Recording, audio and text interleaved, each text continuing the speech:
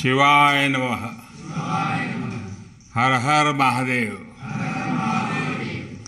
सबसे पहले विभिन्न आदिनम से जुड़े आप सभी पूज्य संतों का मैं शीश झुकाकर अभिनंदन करता हूं। आज मेरे निवास स्थान पर आपके चरण पड़े हैं। ये मेरे लिए बहुत सौभाग्य की बात है। ये भगवान शिव की कृपा है जिसकी वजह से मुझे एक साथ आप सभी शिव भक्तों के दर्शन करने का मौका मिला है। मुझे इस बात की भी बहुत खुशी है कि कल नए संसद भवन के लोकार्पण के समय आप सभी वहां साक्षात आकर के आशीर्वाद देने वाले हैं। पूज्य संतगण, हम सभी जानते हैं कि हमारे स्वतंत्रता संग्राम में तमिलनाडु की कितनी महत्वपूर्ण भूमिका रही है। वीर मंगई वेलु नाचियार से लेकर मर्द भाइयों तक, सुब्रमण्यम भारती से लेकर नेताजी सुभाष चंद्र बोस के साथ जुड़ने वाले अनेकों तमिल लोगों तक हर युग में तमिलनाडु भारतीय राष्ट्रवाद का गढ़ रहा है। तमिल लोगों के दिल में हमेशा से मां भारती की सेवा की, भारत के कल्याण की भावना रही है।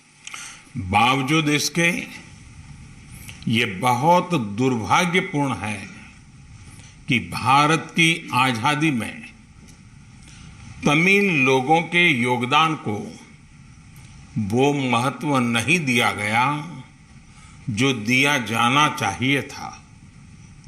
अब बीजेपी ने इस विषय को प्रमुखता से उठाना शुरू किया है। अब देश के लोगों को भी पता चल रहा है कि महान तमिल परंपरा और राष्ट्रभक्ति के प्रतीक तमिलनाडु के साथ क्या व्यवहार हुआ था।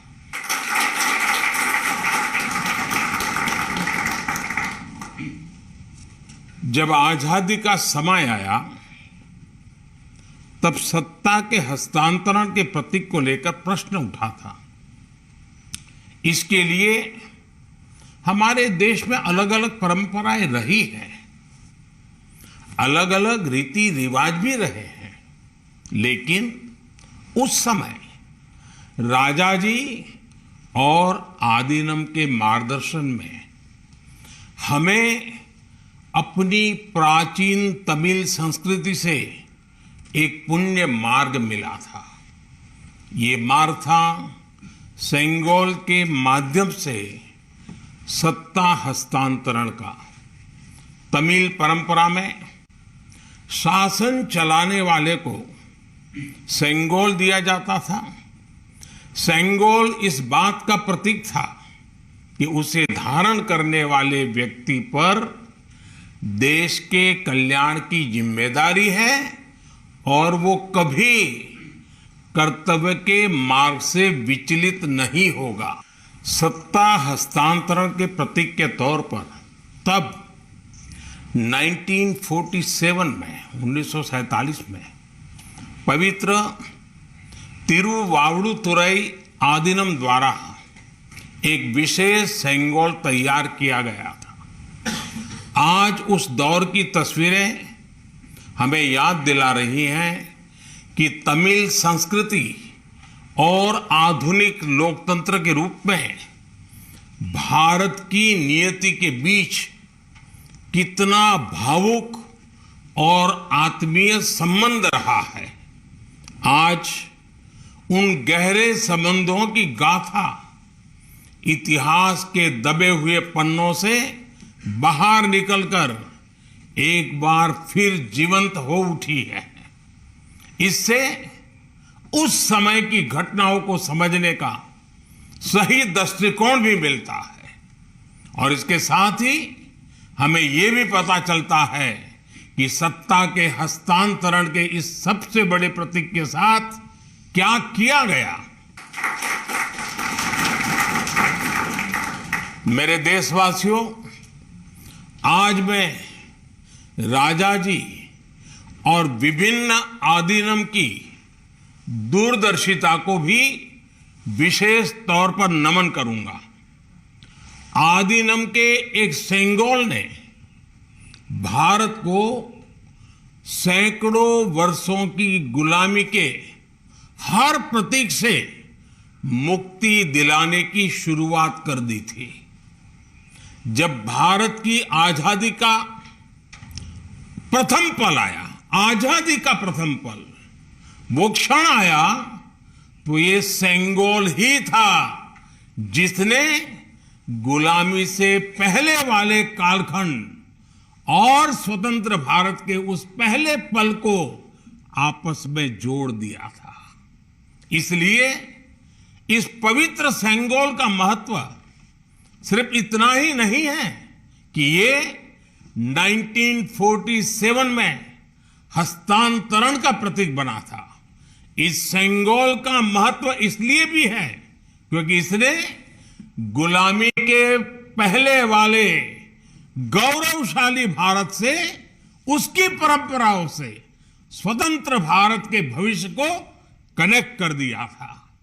अच्छा होता कि आजादी के बाद इस पूज्य सेंगोल को पर्याप्त मान सम्मान दिया जाता, इसे गौरवमय स्थान दिया जाता, लेकिन ये सेंगोल प्रयागराज में आनंद भवन में वॉकिंग स्टिक यानी पैदल चलने पर सहारा देने वाली छड़ी कहकर प्रदर्शनी के लिए रख दिया गया था। आपका ये सेवक और हमारी सरकार अब उस सेंगोल को आनंद भवन से निकाल कर लाई है। आज आजादी के उस प्रथम पल को नए संसद भवन में सेंगोल की स्थापना के समय हमें फिर से पुनर्जीवित करने का मौका मिला है। लोकतंत्र के मंदिर में आज सेंगोल को उसका उचित स्थान मिल रहा है। मुझे खुशी है कि अब भारत की महान परंपरा के प्रतीक उसी सेंगोल को नए संसद भवन में स्थापित किया जाएगा। ये सेंगोल इस बात की याद दिलाता रहेगा कि हमें कर्तव्य पथ पर चलना है, जनता जनार्दन के प्रति जवाबदेह बने रहना है। पूज्य संतगण, आदीनम की महान प्रेरक परंपरा साक्षात सात्विक ऊर्जा का प्रतीक है। आप सभी संत शैव परंपरा के अनुयायी हैं। आपके दर्शन में जो एक भारत श्रेष्ठ भारत की भावना है, वो स्वयं भारत की एकता और अखंडता का प्रतिबिंब है। आपके कई आदीनम के नामों में ही इसकी झलक मिल जाती है। आपके कुछ आदीनम के नाम में कैलाश का उल्लेख है। ये पवित्र पर्वत तमिलनाडु से बहुत दूर हिमालय में है, फिर भी ये आपके हृदय के करीब है। शैव सिद्धांत के प्रसिद्ध संतों में से एक तिरुमूलर के बारे में कहा जाता है कि वो कैलाश पर्वत से शिव भक्ति का प्रसार करने के लिए तमिलनाडु आए थे। आज भी उनकी रचना तिरुमंदिरम के श्लोकों का पाठ भगवान शिव की स्मृति में किया जाता है।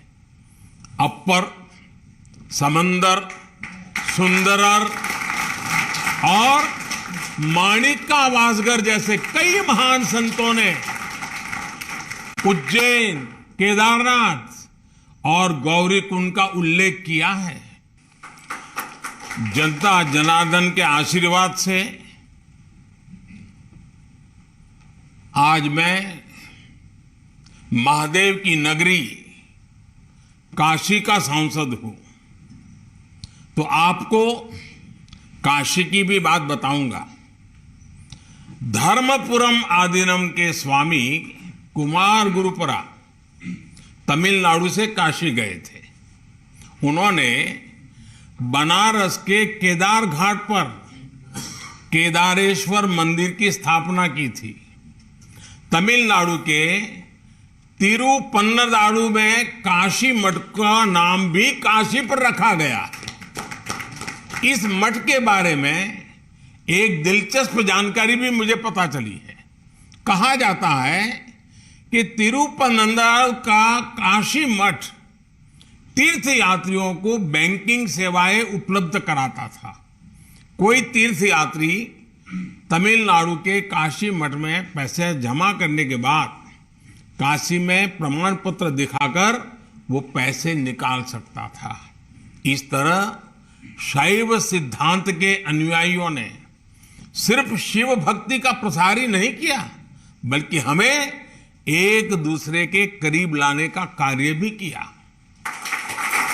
पूज्य संतगण, सैकड़ों वर्षों की गुलामी के बाद भी तमिलनाडु की संस्कृति आज भी जीवंत और समृद्ध है, तो इसमें आदीनम जैसी महान और दिव्य परंपरा की भी बड़ी भूमिका है।